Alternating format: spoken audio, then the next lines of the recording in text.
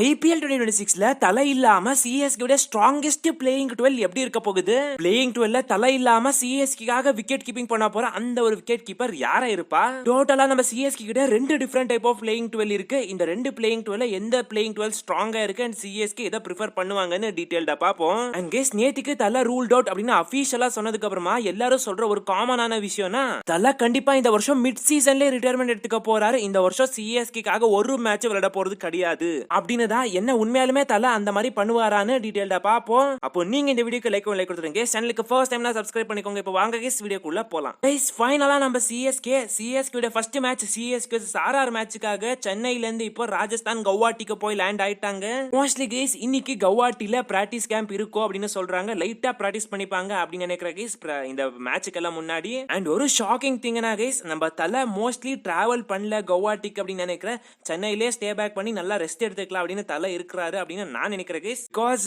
Fans post பண்ண போஸ்டா இருக்கட்டும், CSK post பண்ண போஸ்டா இருக்கட்டும், அதுல எதிலுமே தலை தெரியல. சோ மோஸ்ட்லி தலை சென்னையில இருக்கிறாரு அப்படின்னு நினைக்கிறேன். நேத்திக்கு நம்ம சிஎஸ்கே தலா தோனி IPL 2026ல இருந்து அபிஷியலா 2 வீக்ஸுக்காக ரூல்ட் அவுட் ஆக போறாரு அப்படின்னு சொன்னதுக்கு அப்புறமா தலைய பார்த்து எல்லாரும் காமனா சொல்ற ஒரு விஷயம் தான், அவ்வளவுதான் தலையுடைய ஏரா முடிஞ்சிச்சு. தலை கண்டிப்பா ரிட்டையர்மெண்ட் எடுத்துக்க போறாரு. இன்கேஸ் அவர் ரிட்டையர் ஆகலனாலும் கண்டிப்பா சிஎஸ்கேக்காக ஒரு மேட்ச் விளையாட போறது கிடையாது. பிகாஸ் பாருங்க, ஸ்டார்டிங் ஃபியூ மேட்சஸ்க்கு கார்த்திக் சர்மாக்கு சான்ஸ் கிடைக்கும். தலைக்கு பதிலா கண்டிப்பா கார்த்திக் சர்மா அதை பயங்கரமா யூஸ் பண்ணிக்க போறாரு. அப்போ நம்ம தலை யோசிப்பாரு, எதுக்கு நல்லா போற காம்பினேஷனை நாம சேஞ்ச் பண்ணணும்னு. சோ தலை கண்டிப்பா விளையாட மாட்டாரு. சில பேர் இன்னும் முன்னாடி போய் தலக்கு உண்மையாலுமே இன்ஜுரியே இல்ல, அவரே இந்த மாதிரி சும்மா சொல்லியிருக்காரு. பாருங்க இங்க வேணும்னா as a பிளேயரா தலை சைலண்டா சிஎஸ்கே விட்டு வெளில போக பாக்குறாரு அப்படின்னு சொல்றாங்க. பிகாஸ் நேத்திக்கு சாட்டர்டே கைஸ், அதுக்கு முன்னாடி ஃப்ரைடே பாத்தீங்கன்னா தலை நல்லா தான் பிராக்டிஸ் பண்ணாரு, பேட்டிங்கும் நல்லா விளையாடினாராமா பிராக்டிஸ் கேம்ப்ல. அப்படி இருக்கும் போது சடனா எப்படி தலைக்கு இன்ஜுரி ஆச்சு அப்படின்னு क्वेश्चंस வைக்கிறாங்க. பட் கைஸ் எனக்கு தெரிஞ்சு தலை சிஎஸ்கே புது ஏரா என்ட்ரி ஆகிறதுக்காக அவரு சிஎஸ்கே as a பிளேயரா மெதுவா விட்டு போகிறதுக்கு பார்த்தாருன்னா இந்த மாதிரி எனக்கு இன்ஜுரி அப்படி இப்படின்னு சொல்லிட்டலாம் ஒதுங்க பார்க்க மாட்டாரு. டெஃபினட்டா ஒரே வார்த்தையில முடிச்சிருவாரு, நான் கண்டிப்பா ரிட்டையர் ஆக போறேன் அப்படின்னு சொல்லி.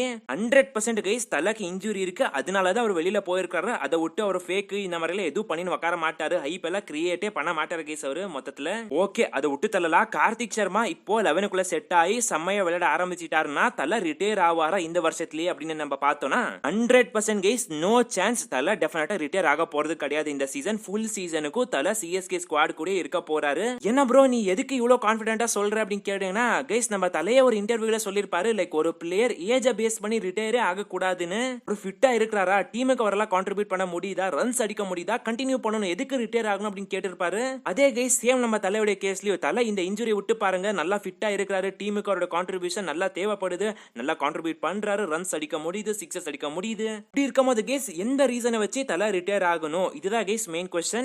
ப்ரோ நீ ஏதோ கன்ஃபார்மா சொல்ற தலை ரிட்டையர் ஆக மாட்டாருன்னு, அதை நம்ம ஒத்துப்போம். அது நல்லதுதான், நம்ம சிஎஸ்கேக்கும் நல்லது, ஃபேன்ஸுக்கும் நல்லது, டீமுக்கும் நல்லது, ஐபிஎலுக்கும் நல்லது, அதை நம்ம ஒத்துக்கலாம். ஆனா தலக்கு இந்த வருஷம் சிஎஸ்கே 1 or 2 மேட்சஸ்க்காச்சும் வாய்ப்பு கிடைக்குமா? சிஎஸ்கே 11க்குள்ள தலையே வரத்துக்கு விருப்பப்படுவாரா அப்படின்னு கேட்டீங்கன்னா டெஃபினட்டா கேஸ் ஒரு மேட்ச் விளையாடாம தலை இருக்க போறது கிடையாது. சில மேட்சஸ்க்கு அந்த சிச்சுவேஷன் வரும், லைக் தலையே உள்ள இம்பாக்ட் பிளேயர் ஆச்சு வந்து பேட்டிங் விளையாடுறதுக்கு.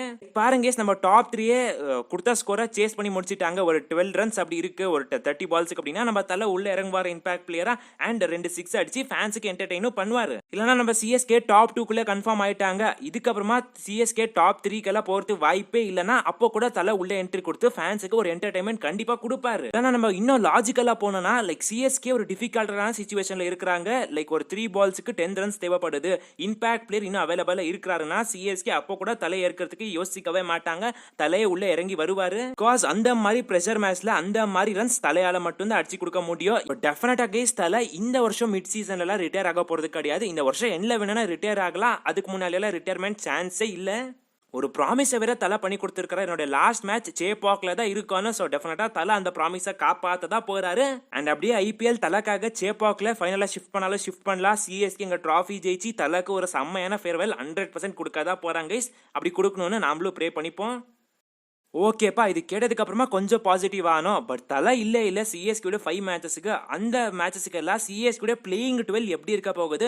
தலை இல்லாம சிஎஸ்கேட விக்கெட் கீப்பரா யார் இருப்பான்? டோட்டலா தலை இல்லாம சிஎஸ்கேட தி பெஸ்ட் ஸ்ட்ராங்கஸ்ட் பிளேயிங் 12 இப்போ நம்ம ஃபாஸ்டா பாப்பா கைஸ். ஃபர்ஸ்டா கைஸ் ரெண்டு பிளேயிங் 12 இருக்கு. ஒன்னு பேட்டிங் ஹெவியான பிளேயிங் 12, இன்னொன்னு பவுலிங் ஹெவியான பிளேயிங் 12. ஃபர்ஸ்ட் நம்ம பேட்டிங் ஹெவியான பிளேயிங் 12 பாப்போம். இங்க ஓபனர்ஸ் ருத்துராஜ் கெய்க்வாட், சஞ்சு சாம்சன், ஒன் டவுன்ல ஆயுஷ் மாத்ரே, நம்பர் 4ல நம்ம சிவம் டூபே, டாப் 3ல ஒரே லெஃப்ட் ஹேண்டர் நம்ம சிவம் துபே. சோ அதனால நான் அவரை நம்பர் 4ல வச்சுக்கிறேன். நம்பர் 5ல டெவால் பிரேவிஸ், நம்பர் 6ல நம்ம கார்த்திக் சர்மா, நம்பர் 7ல தலையில கைஸ் இந்த தட்டி பிரசாந்த் வீர், நம்பர் 8ல ஜேமி ஓவர்டன், நம்பர் 9ல நூர் அஹமத், நம்பர் 10ல மேட் ஹென்ரி, நம்பர் 11ல Khaleel Ahmed. And guys number 12ல ஒரு டெத் பவுலர். சிஎஸ்கே மோஸ்டா அன்ஷுல் கம்போஸ் தான் டெத் பவுலரா பாக்குறாங்க. சோ நம்பர் 12ல அன்ஷுல் கம்போஸ்.